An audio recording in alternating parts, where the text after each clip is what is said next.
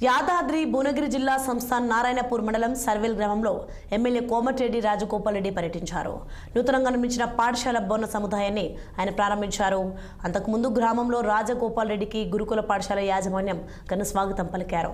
గురుకుల పాఠశాల స్థలదాత మద్ది నారాయణ రెడ్డి విగ్రహంతో పాటు డాక్టర్ బిఆర్ అంబేద్కర్, వల్లభాయ్ పటేల్, అబ్దుల్ కలాం విగ్రహాలకు పూలమాలలు వేసి నివాళులర్పించారు.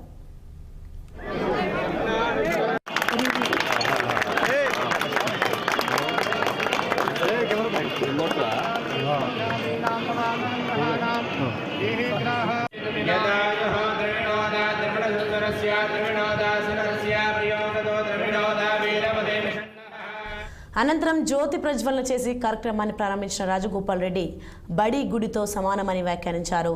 దీంతో పాఠశాలలో ప్రపంచ స్థాయి విద్యా ప్రమాణాలు పాటించేలా తెలంగాణ ప్రభుత్వం ప్రయత్నిస్తుందని ఎమ్మెల్యే తెలిపారు. గ్రామంలో పాఠశాల కోసం మద్ది నారాయణ రెడ్డి 44 ఎకరాల స్థలం ఇచ్చి గొప్ప మనసు చాటుకున్నాడు. కులమతాలకు అతీతంగా ఉండాలంటే యువతకు విద్య అనేది చాలా అవసరమన్నారు. డబ్బుతో గౌరవం రాదన్న ఆయన విద్యతోనే విలువ వస్తోందని తెలిపారు. దీన్ని మననం చేసుకున్న కాంగ్రెస్ ప్రభుత్వం రేవంత్ రెడ్డి నాయకత్వంలో విద్య కోసం కృషి చేస్తుందని పేర్కొన్నారు కోమటిరెడ్డి రాజగోపాల్ రెడ్డి.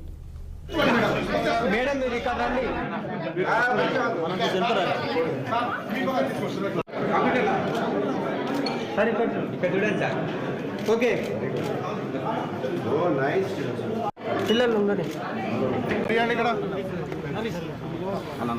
10 నిమిషాలు మాకు కూడా ఉన్నది.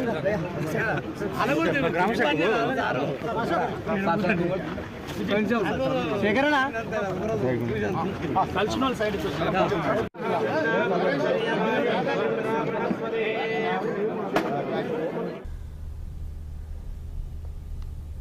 శ్రీశైలం